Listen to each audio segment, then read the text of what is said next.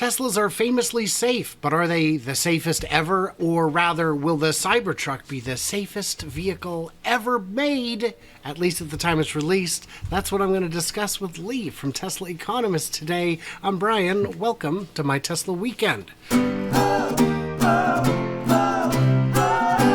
Lee, so good of you to join me. Thanks for having me, Brian. Good to see you again. Good to see you. What a time difference we have between us. It must be the other side of the world. Well, so not quite. It's pretty far. So Cybertruck. Well, let's start by process of elimination. There's some other trucks out there. Can we start by saying the Cybertruck is definitely going to be safer than any of the other gasoline-burning trucks? I think it's got to be just the safest, full stop, pretty much, really, right? It really does. How could it not? How could it not? Well, gas trucks tip. They're top heavy. True. The center of gravity is just too high. Any EV is going to have, it's just designed in such a way that makes it better. It just makes it better. Mm-hmm. So we can throw out all the ICE trucks. We should really throw out the Hummer too, because it's not really a truck and it's not really for sale. Go ahead. The one disadvantage that EVs have over ICE would be they are heavier. They can be, but if you look at like the Model 3 and compare it to a BMW 3 Series, they're really comparable. An electric truck, though, is, I'm going to just say now, going to be heavier than a gas truck. I think that's a reasonable assumption, regardless of the model. We're going to have minimum 120 kilowatt hours of cells in the Cybertruck. Are you thinking 120, 140, about that ballpark? I am. That's definitely the range I'm thinking. That's not going to weigh nothing. It'd be pretty heavy. And the stainless steel, I don't know if you've had a chance to see it. I managed to get a promotional bottle opener as a gift for being a speaker, and this is how thick 3 millimeters of stainless steel is. So it's quite thick. And is that the 30X cold rolled? No, this is just whatever stainless they could get to. But the thing is, you notice there's only this as the structural point, and it is not given. So it is very, very strong, but it's very heavy. So the Cybertruck's going to be heavy. That works not in your favor from the outside for sure. But if we're talking about safety, the safest ever, what about like Rivian or the Ford? I was just about to say Rivian. Now, Rivian supposedly, Rivian is a heavy truck. They double layered their cells, and I think it's 180 kilowatt hours they're using to get that 400-mile range. And someone told me, I didn't hear directly, but I think Sandy Munro said that the Cybertruck should be about 1,000 pounds lighter than the Rivian, to give you a comparison. I hope so, but I think that was also when we thought it was going to be an exoskeleton. And what we ended up with is not so much an exoskeleton, but a hybrid where they had to create a normal occupant compartment, the occupant home, out of the usual things that you would make it out of, which robbed it of some of its advantages. Now, the gigacastings and the structural battery does negate the need for the longitudinal frame rails, but it's still going to, I don't know if it's going to be 1,000 pounds lighter. Hopefully it will. The Rivian's very heavy, but the Ford is too, and the Silverado's going to be. And the Model X, is like 2,000 pounds lighter than the Rivian. So that's a big difference. Oh, wow. And you're looking at a 100 kilowatt hour battery there. And don't forget that Tesla's powertrain, the drivetrain, is more efficient than anyone else's. So they get more range and performance for the same size battery than anyone else on the planet. And we're using structural battery packs as well. The first of Tesla's cars that were actually designed from the start around the structural battery pack, and the first to be designed around gigacasts as well. Yes. So we saw a video yesterday or the day before from when this came out. I released a video showing a very in-depth tour of Giga Shanghai that was recently on Mokar, a channel from South Korea. And in it we saw that the Shanghai Model Y is not using castings for the front end, and it's not using structural batteries. We know in Texas they have both structural and non-structural batteries, but at least they're using both castings. So it's leaving some interesting room there for quite a bit of variation between the different Model Ys. But then it's just the 4680 versions they're using the front and rear castings for. The 2170 versions presumably still have just the rear castings. I don't think so. I think they're both using the front castings, but I'm not positive. Okay. I'll have to check now. But that would make sense if the battery's not structural, that they would need to use the older style. And they certainly have the equipment there to do the stamping. So in terms of safety, this steel is going to give you a lot more occupant protection than anything else on the road. Are there any other factors that you can think that would make the Cybertruck inherently safer than, say, another truck or SUV? I mean, in a shootout, you're bulletproof, so that always helps. Yes. So, and there were some misunderstandings. A lot of people said that glass would never be bulletproof. He didn't say the glass. He said the metal. And, Sure. Right. And if you want bulletproof glass, that's actually something you can do aftermarket. There's laminate that you can get that goes over it that causes it to just absorb it, and it's Sure. But the glass is a lot stronger. It's toughened glass, A lot stronger. so it's still going to be stronger and harder to break if in that event. Perhaps not bulletproof, but still a lot tougher. a lot tougher. I mean, it's a solid machine. I mean, okay, the occupants are going to be fine, but are the pedestrians going to be okay in the accident? You got to think. Like, I think how's that crumple zone going to work? I think pedestrians are going to die no matter what hits them, especially among trucks, because it's going to have an awful lot of kinetic energy ready to transfer to whatever it strikes. But I don't know the answer to that. I hope we get to find out soon. Or other vehicles in a collision, of course, as well. Same deal. Right. Are we going to just shred that Camry like a tin can? Maybe. We didn't get to see that crash video as well. No, you just got to let it play long enough. Just got to let it keep playing. 0.1 second more to see what happens. It was intense. It was a great video. It was very well put together to absolutely drive us all crazy for April Fool's Day. So, yeah, the thick steel is gonna do it. The other big one is the best accident is no accident.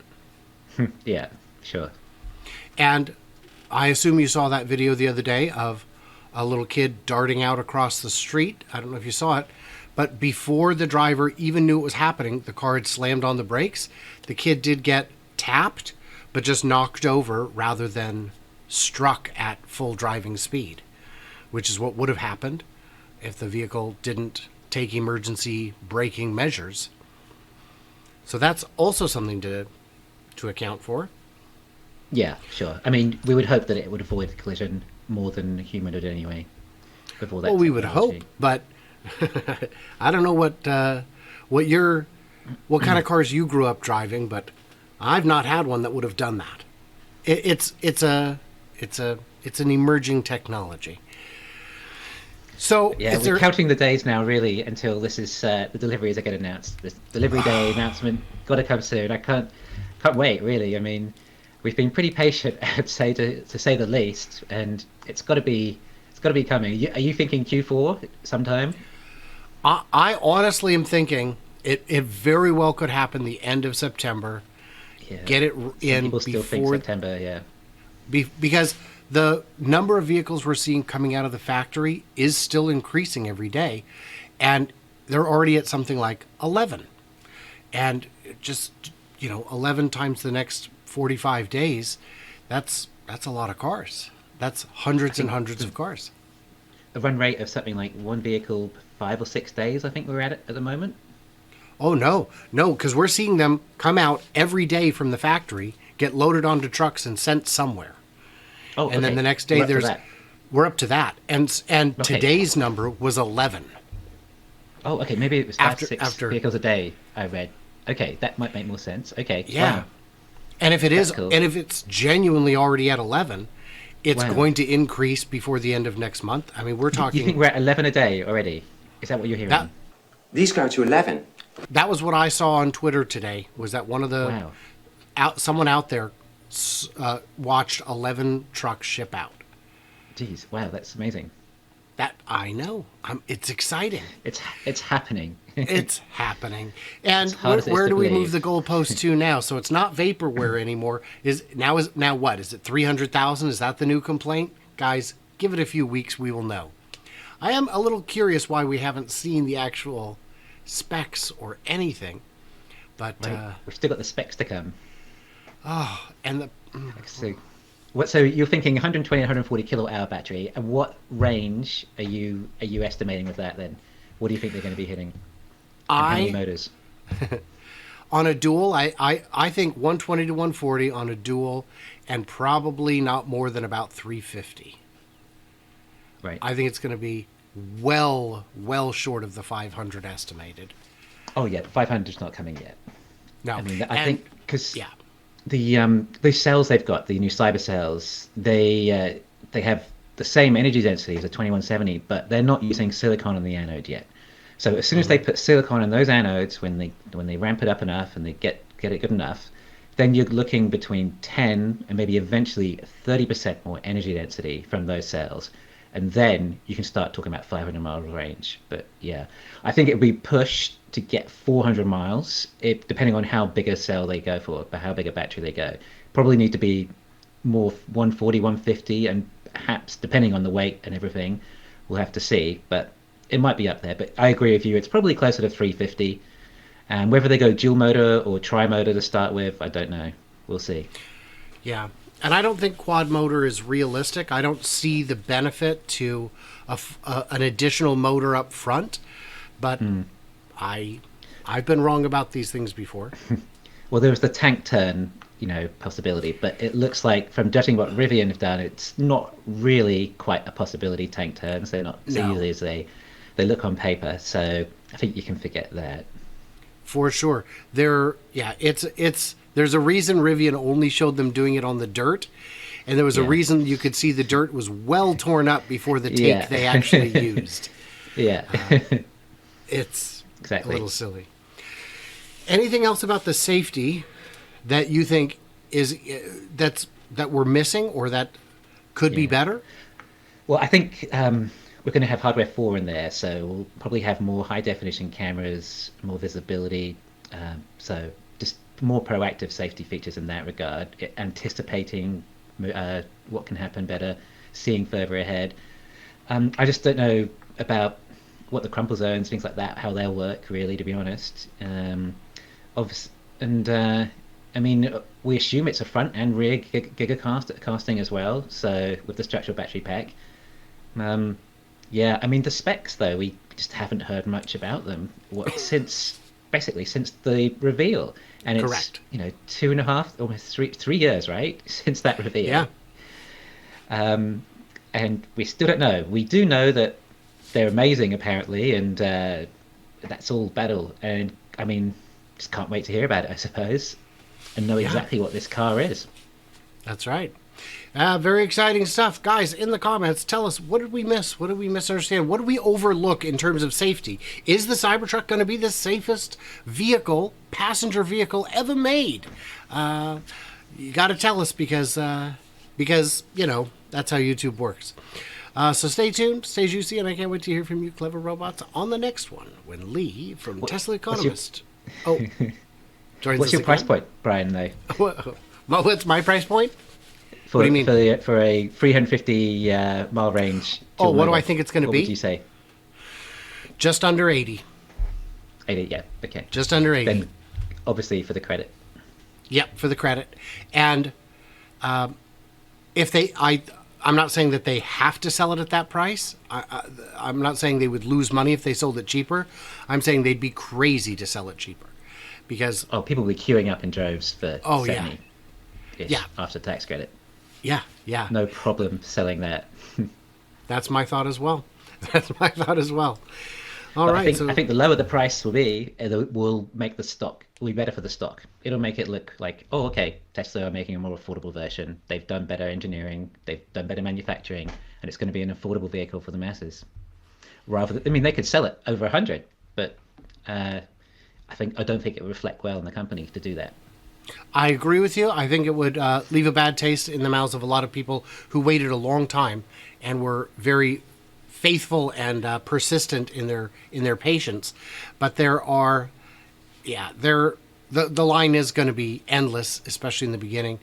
And what Wall Street likes and what I like are not always the same. You know, they're already manufacturing in the best way possible, in the best scale possible, and it's still not good enough.